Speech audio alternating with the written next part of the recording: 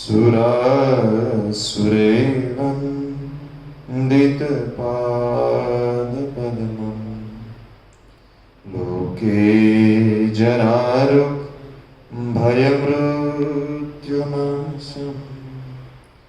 धातारमीशं विविधौषधीनां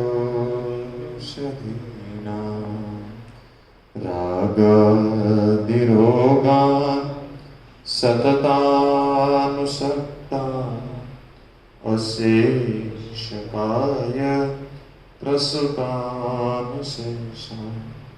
उत्सुक्य मोहा रतिदान जघानम् यो पूर्ववेद्याय नमस्तु तस्मै न तं कामैराज्यं न स्वर्गं न पुनर्भवं कामे दुःखातप्तानां प्राणिनामर्तिनाशनम् सर्वे भवन्तु सुखिनः सर्वे सन्तु निरामयाः सर्वे भद्राणि पश्यन्तु मा कश्चित् दुःखभाग् भवेत्। ओम शांति शांति शांति। आपसे है कि महाकाल के दरबार में जो भी कोई आता है वो कभी खाली हाथ नहीं जाता है। तो ऐसे उस दरबार में मैंने सिर्फ यही मांगा कि हे महाकाल, इस तेरी भूमि मध्य प्रदेश में और भारत और पूरे विश्व और पूरा ब्रह्मांड तेरी भूमि है।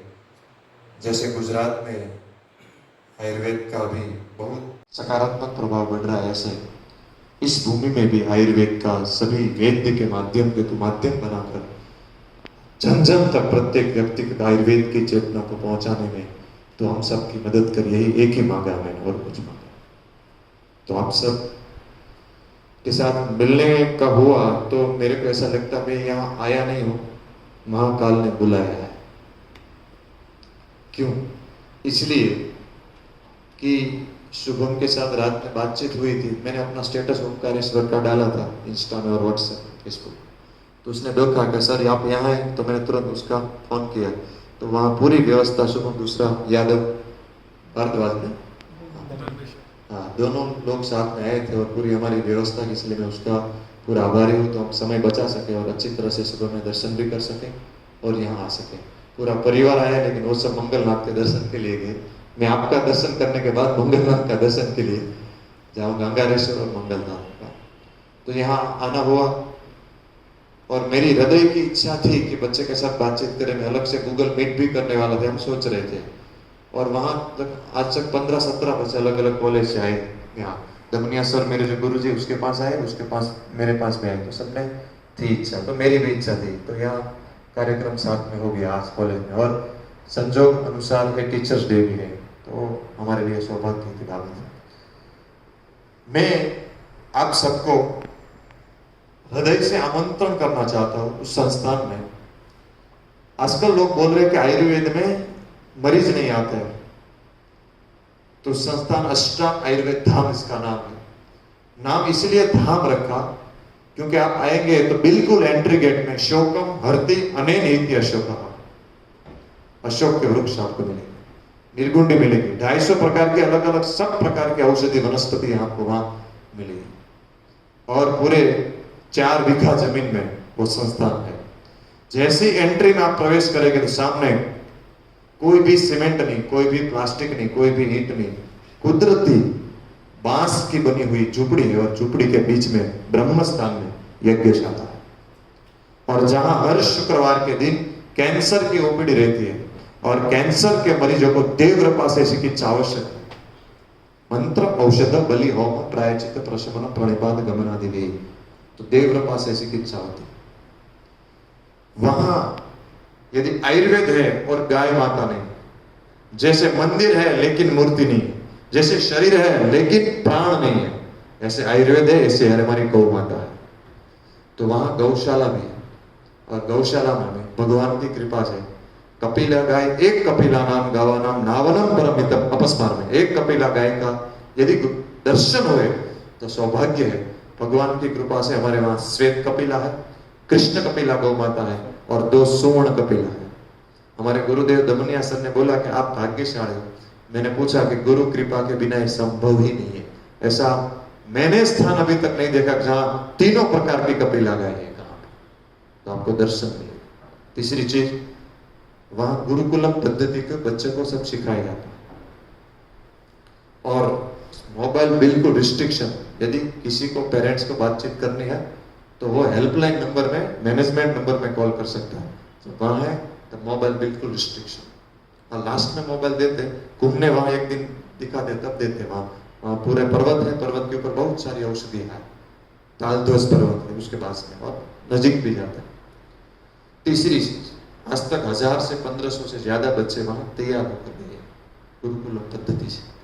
तो गुरुकुलम पद्धति में क्या होगा कि सुबह में एग्जैक्ट 6 बजे उसको संध्या करनी है तो करनी, शाम को करनी है तो करनी है, गौ सेवा तो गौ सेवा, औषध निर्माण, सब कुछ कैसे आयुर्वेद में आगे बढ़ा जाता है, कैसे हिस्ट्री लेनी है, कैसे प्रचार करना है, कैसे लोगों तक पहुंचना है, सब कुछ वहां। एक बार बच्चा 8 दिन 15 दिन 20 दिन के लिए रह गया गुरुकुलम शिविर में तो उसका पूरा जीवन ही बदल जाता है। तीसरी चीज, हर बुधवार के दिन लाइफस्टाइल डिसऑर्डर की स्पेशल ओपीडी रहती है। डायबिटीज, ब्लड प्रेशर, हृदय रोग, कोलेस्ट्रॉल, थायराइड और ओबेसिटी। हर गुरुवार को पेडियाट्रिक्स ओपीडी रहती है।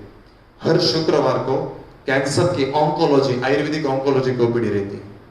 हर शनिवार को जनरल ओपीडी और हर रविवार को ओबेसिटी की। आपने जनरल प्रैक्टिस देखी होगी, अच्छे से अच्छे जो जनरल प्रैक्टिशनर होते हैं उसकी 100, 150, 200 ओपीडी रहती है। और हमारे यहाँ आयुर्वेद की ओपीडी 300-400 की रहती है हर दिन। हमने प्रारंभ किया था विगत वर्ष में, 1 साल हमारा कंप्लीट हुआ। हमने जब गिनती की तो नए और पुराने दोनों मिलकर हमारी टोटल काउंट 37,000 मरीज आए। अगले साल उसके ज्यादा हो, क्योंकि हमने प्रचार अभी तक नहीं किया है, क्योंकि इतने लोग आ रहे हैं उसको भी संभालना मुश्किल है। आज हमारे पास 15 स्टाफ से हमने प्रारंभ किया था, आज 30 स्टाफ है, पूरा 30 व्यक्ति का।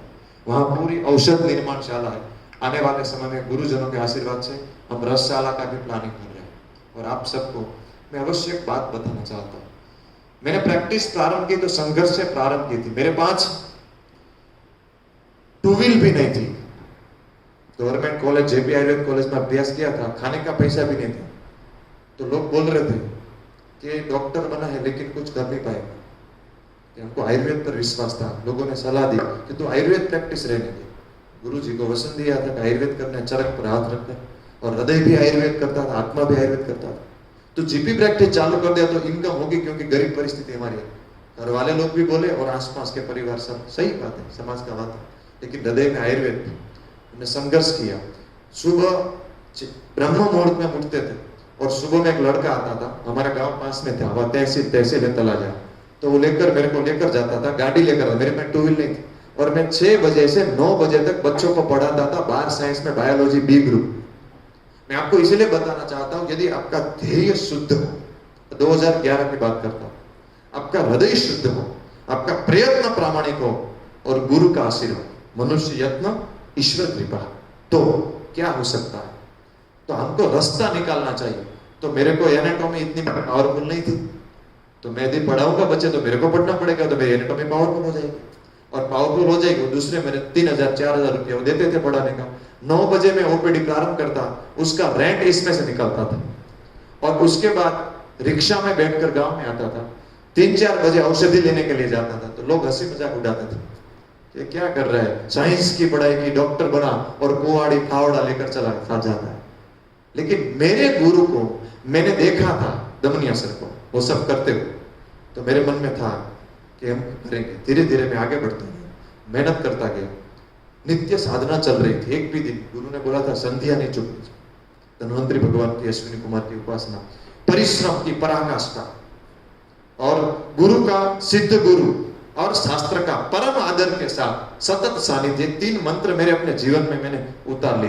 और जो भी जिसने भी बताया, जो भी विद्यार्थी के जीवन में 3 मंत्र, बहुत सारी चीज है लेकिन 3, पहला परिश्रम की पराकाष्ठा, साधारण परिश्रम से काम नहीं चलेगा।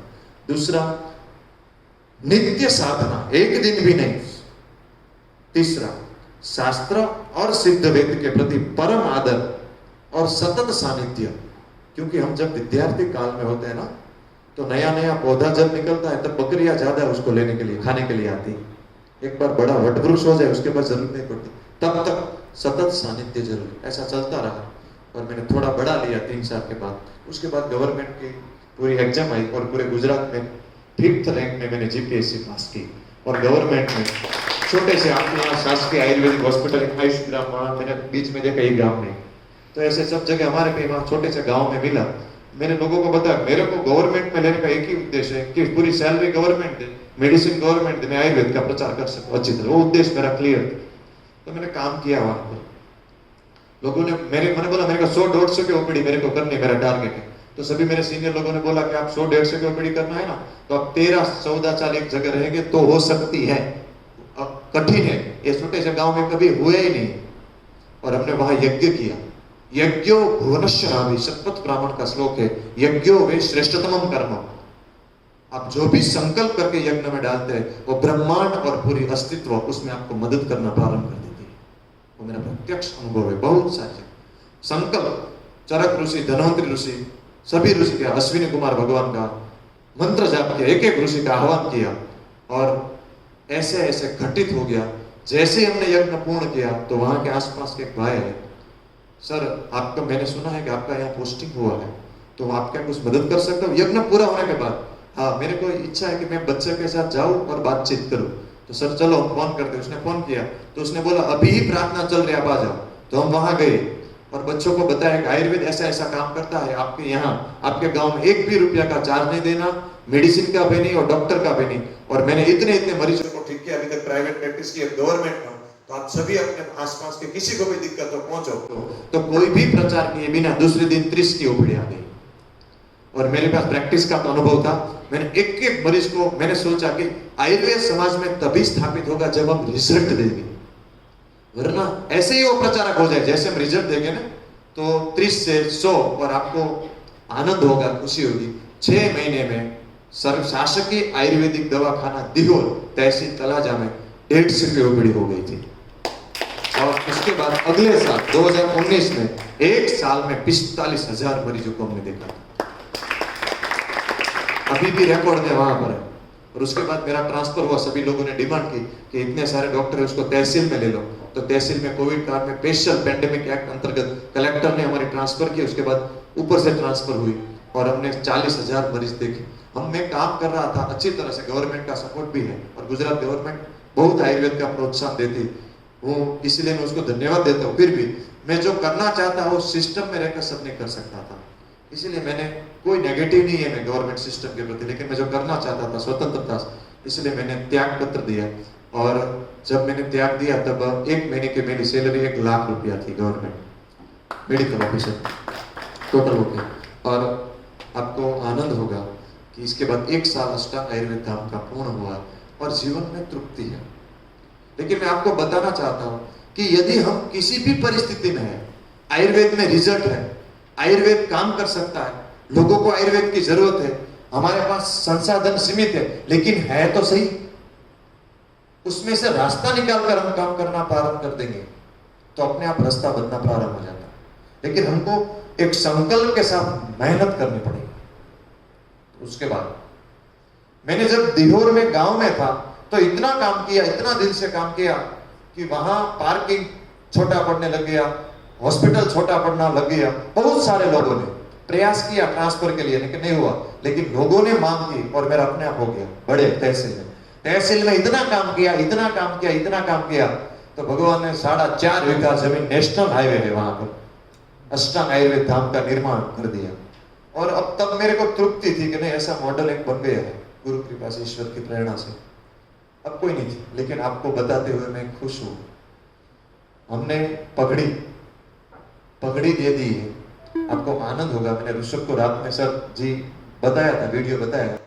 अभी 50 बीघा जमीन, पूरा वहां पर पर्वत है, नेचुरल वातावरण है, पूरी बायोडाइवर्सिटी है, औषधि वनस्पति है। हम प्रकृति धाम, आयुर्वेद प्रकृति धाम का निर्माण करने गुजरात में जा रहे हैं 50 बीघा। और हमारी बातचीत चल रही है, यदि शायद हो जाए तो 150 बीघा जमीन का भी हम प्लान कर रहे हैं। ये पूरे भारत के लिए एक प्रेरणा स्थान, एक ऊर्जा स्थान बनने वाला है। हमारा जीवन में तृप्ति थी, लेकिन भगवान और गुरु की इच्छा है कि थोड़ा बड़ा हो, तो इसलिए अष्टांग आयुर्वेद धाम होने के बाद तृप्ति देखने हो गया, लेकिन अब बड़ा भगवान करने वाले हैं, तो 50 बीघा का फिक्स हो गया है। मैं आप वहाँ आएंगे तो आपको अवश्य वहाँ स्थान का भी विजिट कराऊंगा सर, बहुत बढ़िया स्थान, एकदम अद्भुत। महाकाल ऐसे वहाँ का, और उसकी पूरी पर्वतमाला है, वहाँ पर हम करने जा रहे हैं। आप सबको ये बताने का उद्देश्य यही था कि मेरी तो इच्छा है कि मैं 2-3 घंटे बात करूँ, आपको मजा आएगा, लेकिन पूरी फैमिली साथ में ये पंचमढ़ी में भी पूरी फॉरेस्ट में जाना है, साथ में जाना है, सब मंगलवार के दर्शन करने के आए। लेकिन आपको अवश्य मैं आमंत्रण देने के लिए है कि अष्टांग आयुर्वेद धाम में आप अवश्य आए। वहाँ सिखाने का 1 भी रुपया चार्ज नहीं, रहने का भी फ्री में। हाँ, आपकी व्यवस्था खर्च खाने पीने की, नाश्ता की, 1 दिन का 200 रुपया लगता है। मध्य प्रदेश में इतनी सारा औषधि है, जड़ी बूटी है, और इतनी सारी आध्यात्मिक ऊर्जा है, और आयुर्वेद लोगों के डीएनए में, लेकिन सिस्टमेटिक आयुर्वेद, शास्त्र के अनुसार आयुर्वेद पहुंचाना आप सबकी जिम्मेदारी है। आप ये लिख के रख लो। जैसे गुजरात में भी आयुर्वेद का माहौल पूरा पॉजिटिव हो गया, मध्य प्रदेश में होने ही वाला है, उसमें कोई शंका की स्थान नहीं। और सर तो हमारे यहाँ यही है, आप जितना लाभ ले सको। ऐसे मैं सर है तो उसके सामने उसका बखान करूं, ऐसा कुछ नहीं है, लेकिन मैंने अनुभव किया है कि आप उसके सानिध्य में रहेंगे तो आपके पूरा नॉलेज आयुर्वेद का, शास्त्र का, पेशेंट का, मरीज का, सब कुछ ऐसा ऐसे सिद्ध लोग आपको मिले, तो उसके जितने सानिध्य में रहे ऐसा प्रयास करें। सुबह में उठे तब ये प्रार्थना करें। आज से मंत्र, भगवान धन्वंतरि का मंत्र का जाप, बहुत सारे मंत्र है, ऐसे ब्राह्मण देवता है और शिखाधारी और संध्या करते, इसके सामने मंत्र सिखाना मेरी कोई औकात नहीं, लेकिन वो सरल बीज मंत्र है। ओम गम गणपते नमः, ओम हम हनुमंते नमः, ऐसे ओम धन धन्वंतरे। इस मंत्र का आप आज से व्रत ले कि सुबह शाम 1 माला आप करके, सुबह में करेंगे उसके बाद ही खाना खाएंगे, रात में करेंगे उसके बाद, इतना तो कर सकते हैं ना वेद की। तो सोते वक्त मंत्र जाप करें, और हरि नाम की औषधि खरी नीति से खाए, अंग पीड़ा ना रहे, महारोग मटी जाए। तो हमारे हरि तो ऐसे है, नमामि धन्वंतरि आदिदेवम सुरा सुरे वंदित पाद पद्मम लोके जरा रुक भय मृत्यु नाशम धाता रमेशम विविध औषधेना चव्योम वाता वनिवारि वाहनी पंच प्रपंचात्मक देह भाजम संताप संपात ज्वरा ज्वरांतकम, ज्वर यानी सभी बीमारी, नमामि धन्वंतरि आदिदेव। क्या पता, नवीन नीलम मृदकांतिकांतम शांतम भजे द्वादश मूर्तिम पूर्तिम शतानाम। हमारे मनोरथ है भगवान के पास, हमारा अधिकार है, और वेद में मांगा है भगवान के, हमारा अधिकार के भगवान हमारी इच्छा है तेरा निमित्त बन के, कि हम मांग रहे हैं कि हम वैद्य है तो हमको प्राणाभिसर वैद्य बनाओ तुम्हारे जैसा। सानिध्य मात्र आने से मरीज का बीमारी ठीक होना प्रारंभ हो जाती है। तो ऐसे धन्वंतरि आदि ऋषि को हम याद करें, उसका आह्वान करें, और हमारे हरि है तो हरि नाम की औषधि खरी नीति से खाए, अंग पीड़ा ना रहे, महारोग मट जाए।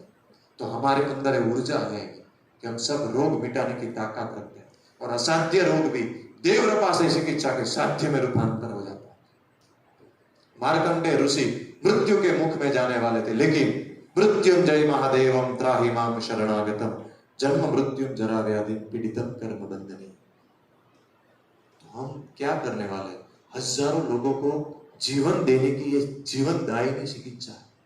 मैं आप सिर्फ इतना आपको बताता हूं, आजकल लोग कोलगेट का इस्तेमाल कर रहे हैं। यदि आप इतना प्रख्यात वैद्य बने कि आप एक वीडियो आपका लाखों लोग देखें, इतना आपका ब्रांड होना चाहिए, और आप बताओ कि दातुन करो और सब लोग दातुन करने लग जाए, तो कितने गरीब लोगों को रोजगार मिलेगा।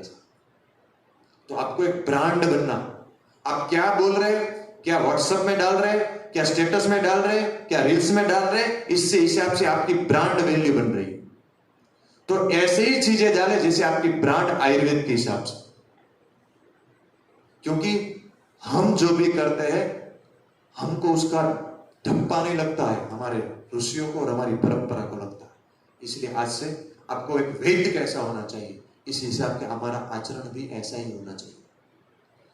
तो आप सब 3-4 काम अवश्य करें आज। पहली चीज, आज से मन में ठान ले कि मेरे को प्राणा विश्व वैद्य बनना है, लोगों को ठीक होना है, आपको करना है। इसके लिए जहां भी जाना पड़े, जैसे भी सीखना चाहे सीखना प्रारंभ कर दो आज से। उसके बाद ये 3 चीज याद रख के, मैंने फिर से रिपीट कर रहा हूं, परिश्रम की पराकाष्ठा करना प्रारंभ कर दे। अपने लिए फालतू टाइम ही नहीं होना चाहिए। नित्य साधना प्रारंभ कर दे। शास्त्र और सिद्ध वेद गुरुजनों के प्रति परम आदर और सतत सानिध्य और काम करना प्रारंभ कर दे, सीखना प्रारंभ कर दे। आजकल तो अच्छा जमाना है, सोशल मीडिया में पूरा दिया और आप आगे बढ़े। और हमने सभी रोगों में काम किया, ऐसा आप मत करें।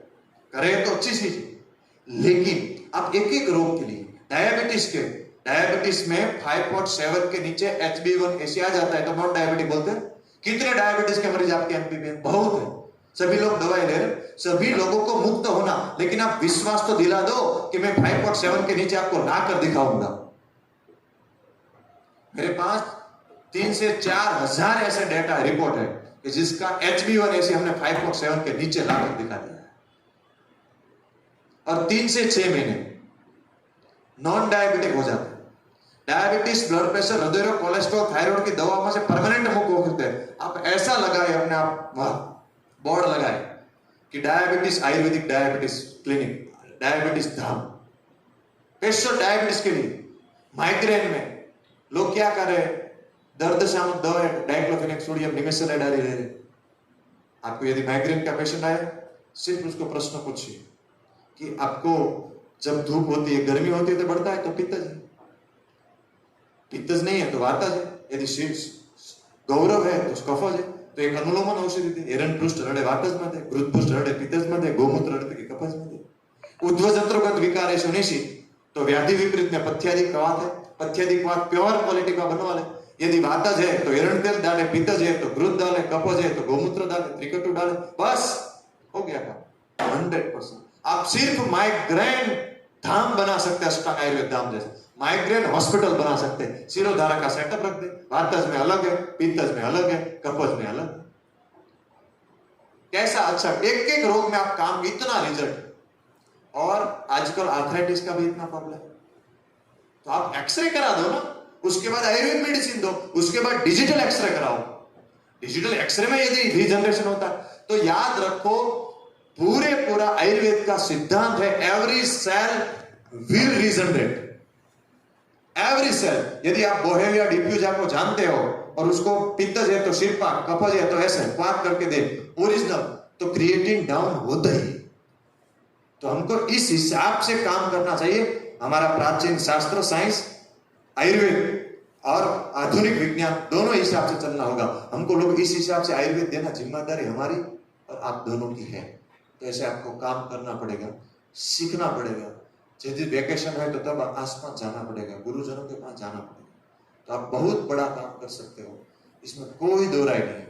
और मैं बहुत प्रसन्न हूँ कि इस कॉलेज में नित्य साप्ताहिक यज्ञ होता है, मासिक यज्ञ होता है, तो बहुत बड़ी काम, बहुत अच्छी चीज है। और महाकाल की भूमि में यज्ञ होता है, इससे बड़ा कोई सौभाग्य नहीं हो सकता। और वहां हमने पूरा एक दूसरा काम हम कर रहे हैं, वो है गौ संवर्धन और संरक्षण। क्योंकि आजकल सब लोग गौ माता को मां के स्वरूप में मान रहे हैं, अच्छी बात है, उसकी पूजन कर रहे हैं, लेकिन गौ हत्या तो हो रही है। तो उसका बंद कौन करा सकता है? बहुत सारे लोग कर रहे हैं, लेकिन वेद्यत्व करा सकता है। कैसे? आप गौमूत्र, दीप नियम, पाचनियम, पांडु रोगानाम उपसुष्टानाम उत्तमम सर्वम सुपदिश्यते, सबने पढ़ाया। तो ऐसे पांडु रोग की कितने परिचय, आप गौमूत्र का अर्घ, गौमूत्र सबको लेने का प्रारंभ करा दो। तो जैसे हम गौमूत्र की वैल्यू बढ़ा देंगे, अभी गाय का दूध 40 के 50 रुपए लीटर है और गौमूत्र फोगट में जा रहा है, तो गौमूत्र का आप 100 रुपया भाव, इतना मेडिसिन वैल्यू बढ़ा दो, इतना मेडिसिन वैल्यू बढ़ा दो, तो अपने आप गाय माता दूध देना बंद करेगी, तो गौमूत्र तो देगी, तो गौ हत्या अपने आप बंद हो जाएगी। उसकी वैल्यू बढ़ा दो, हत्या बंद हो जाएगी। तो वो कौन करेगा? हमको करना। दातुन की इतनी वैल्यू बढ़ा दो, इतनी वैल्यू बढ़ा दो कि अपने आप रोजगार खड़ा हो जाए। और नक्सलवाद को हम पूरी तरह से आयुर्वेद से खत्म कर सकते हैं। उसकी मार्केट वैल्यू बढ़ा, इतना बड़ा काम, क्योंकि सबसे ज्यादा नक्सलवादी प्रभावी एरिया है वो क्या? जंगल, फॉरेस्ट में। तो फॉरेस्ट क्या है? आयुर्वेद है, तो उसकी वैल्यू बढ़ा। और गवर्नमेंट को समझे तो उसको एक्सपोर्ट करे गवर्नमेंट, और नक्सलवाद, दोनों ही, नक्सलवादी दवाई दे, गवर्नमेंट एक्सपोर्ट करे, पैसा कमाए, आयुर्वेद हम इस्तेमाल करें। आने वाले समय में हमको यही काम करना है। ऑनलाइन कंसल्टिंग भी बारे में आप, मैं नहीं कर रहा हूं, लेकिन आपको सोचना पड़ेगा, क्योंकि पूरे विश्व को आयुर्वेद की जरूरत है और लोग आयुर्वेद लेना चाहते हैं। तो अभी से ऑनलाइन कंसल्टिंग भी सीखे। हमारे गुजरात में देवांगी बेन जोगल अच्छी तरह से कर रहे हैं, फिर बहुत सारे लोग हैं। आप वहां आएंगे तो थोड़ा टाइम लेकर आना, तो सभी जगह जाना, तो आप सभी के पास सीख सकते हैं। तो आने वाले समय के हिसाब से हमको अपग्रेड होना पड़ेगा। If you are not upgrading, you are downgrading. तो इसलिए मेरे को यहाँ आना हुआ, आपके साथ में प्रार्थना करना चाहता हूँ। आप सब आज से व्रत लीजिए कि मैं गौ माता के सिवाय का एक भी दूध नहीं पीऊंगा। दूध दो का ही पीना चाहिए, एक माय का और दूसरा गाय का। दूसरी चीज, सुबह में उठकर हम जो लेते रसायन लेना चाहिए, क्योंकि उसको नशा के लिए चाय या तंबाकू की जरूरत पड़ती नहीं। मेरे गुरु ने 2011 में दमनिया सर ने बोला था कि आपको आयुर्वेद में आगे बढ़ना है तो आज से 2 व्रत लो। एक गो व्रत, दूध पियो तो गौ माता पियो और चाय कभी मत पियो। आज 2023 है और जब तक इस शरीर में प्राण है तब तक का संकल्प है कि दूध गाय माता का और कभी भी चाय नहीं पीनी। और इसका प्रभाव है, इतना काम सिर्फ ऐसे नहीं हो सकता है कृपा के बिना, ऐसे गुरुजनों की कृपा होती है। तब वो सर ने संकल्प चरक पर हाथ रखा है, सबने संकल्प लिया। हमारे से ज्यादा सर हमारे साथ वाले सब आयुर्वेद प्रैक्टिस ही कर रहे, लेकिन वो हृदय में गया। बहुत संकट आया शुरू में, गुरु जी ने संकल्प लिया, लेकिन वो संकल्प में खड़े रहे तो उसकी आत्मा का आशीर्वाद है, इसलिए संभव है। और आज मैंने सर को साक्षात दंडवत प्रणाम किया, क्योंकि जो ऊर्जा डाली थी वो चेतन 1-2 महीना का सर का सानिध्य मिला, लेकिन अभी मैं नहीं भूल सकता। तो आप सबको मेरी प्रार्थना, आप सिर्फ विद्यार्थी नहीं है, आप आयुर्वेद के भविष्य। मैं आपको मेरे गुरु का दर्शन करता हूँ, क्योंकि आने वाले समय आप ऐसा पावरफुल बने कि आपके संस्थान पे वहां पे हजारों लोग मरीज के रूप में और विद्यार्थी आए। और हमको भारत माता को फिर से विश्व गुरु बनाना, और उसका एक ही मंत्र है, वो से स्वदेशी। और हमारी ऐसी महान सनातन वैदिक परंपरा, आयुर्वेद, यज्ञ, गौ माता, प्राकृतिक खेती, गुरुकुलम पद्धति फिर से खड़ा करने का समय आएगा। 15 अगस्त 1947 में हमारा देश आजाद अवश्य हुआ, लेकिन हमारे टुकड़े भी हुए। भगवान शिव का निवास स्थान है कैलाश मानसरोवर। 1962 में चीन हमसे वो लेकर गया। हमको इतना मजबूत बनना है, इतना मजबूत बनाना। 5वां नंबर की इकोनॉमी है, नंबर की इकोनॉमी है। और यदि हम स्वदेशी का इस्तेमाल, कितने रुपए की 57,000 करोड़ रुपए का केमिकल फर्टिलाइजर का बिजनेस है देश में, विदेशी कंपनी का। ऐसे ही मेडिसिन में, ऐसे ही ऑपरेशन में, ऐसे कितने जगह। तो हेल्थ, एजुकेशन और एग्रीकल्चर, ये 3 चीज में हमको जल्द से जल्द स्वदेशी में स्थापना करनी। हेल्थ में 2% इमरजेंसी और ऑपरेशन में यदि आवश्यकता पड़े, इसमें भी आयुर्वेद डेवलप कर लेंगे। 2% इमरजेंसी और ऑपरेशन में विवेक पूर्वक अंग्रेजी पद्धति, बाकी हमारा आयुर्वेद काफी है। खांसी जुकाम में ऐसी हमारी औषधियां काफी है। और डायबिटीज, ब्लड प्रेशर, हृदय रोग, कोलेस्ट्रॉल, थायराइड में परमानेंट मुक्ति, उसमें मेडिसिन की जरूरत नहीं पड़ती। तीसरी चीज, हम बहुत सारे लोगों को कैंसर में, हिस्टेक्टोमी से, आर्थराइटिस में, बहुत सारे ऑपरेशन से बचा, डीएनएस से, बहुत सारे ऑपरेशन से बचा सकते हैं। तो लोगों को ऑपरेशन से बचाना है। और एग्रीकल्चर में गाय आधारित प्राकृतिक खेती, हमारे गुजरात में तो बहुत सारे लोग अब तैयार हो गए। आप भी उसका यहाँ पर प्रचार करें। आपकी गाय भी कितनी देशी गाय अच्छी है, यहाँ की नेचुरल पहाड़ी गाय बहुत अच्छी। और तीसरा एजुकेशन, गुरुकुलम पद्धति से लड़के वहां आते और सीखते और बोलते हैं कि सर इस 5 दिन में इतना बड़ा परिवर्तन, इतना सारा परिवर्तन क्यों हुआ? गुरुकुलम पद्धति से। तो 3 चीज में हमको स्वदेशी की स्थापना करनी, बहुत सारी चीजें। आज से लक्स, लाइबॉय, डव ऐसे विदेशी कंपनी के साबुन का इस्तेमाल नहीं करना। कोलगेट, पेप्सोडेंट ऐसी विदेशी टूथपेस्ट नहीं, हमको दातुन या दंत मंजन करना चाहिए। वेद को टूथपेस्ट नहीं करनी चाहिए। हमारे ऋषियों ने दातुन दिया है, आप दातुन न करते कुछ नहीं, दर्शन संस्कार चूर्ण तो लगाओ। हम चाय नहीं छोड़ सकते तो हम क्या कर सकते हैं? और महान त्याग से महान कार्य संभव है, ये विवेकानंद ने बोला। वो करना पड़ेगा तो अपने आप घटित होना प्रारंभ हो जाएगा। तो आज आपको संकल्प लेना है कि हमारे सही 8,37,837 युवाओं ने अपनी सर्वस्व बलिदान मातृभूमि की शरण में दी, तब आजादी मिली, वो भी आधी उधरी। आज देख लो पीओके में लोग क्या बोल रहे हैं, भारत के साथ चला जाना है पीओके, और पाकिस्तान के 30% लोग भी बोल रहे हैं। क्यों हुआ ऐसे? हमने काम किया और आने वाले समय इतना काम करेंगे, इतना अखंड भारत का निर्माण करना है ना। कितने लोगों को करना है? हाथ करेगा। चलो मेरे साथ एक संकल्प लो सर, दोनों हाथ खड़े करो। आज इस उज्जैन की पवित्र धरती पर इस उज्जैन की पवित्र धरती भगवान महाकाल और धन्वंतरी आदि ऋषि की साक्षी में धन्वंतरी आदि की साक्षी में हम संकल्प लेते हैं कि विश्व के कल्याण के लिए, अखंड भारत के निर्माण के लिए, भारत माता को विश्व गुरु बनाने के लिए हम परिश्रम की पराकाष्ठा करेंगे, परिश्रम की पराकाष्ठा और हमारी सनातन वैदिक संस्कृति को घर घर तक पहुंचाएंगे और वसुधैव कुटुंबकम की भावना प्रत्येक हृदय में स्थापित करेंगे। आज से हम नित्य साधना करेंगे, परिश्रम करेंगे, आयुर्वेद का प्रचार करेंगे और अपने शरीर में दारू, गुटखा, तंबाकू और चाय रूपी जहर कभी नहीं डालेंगे और किसी को भी ये जहर पिलाकर कभी नहीं मारेंगे।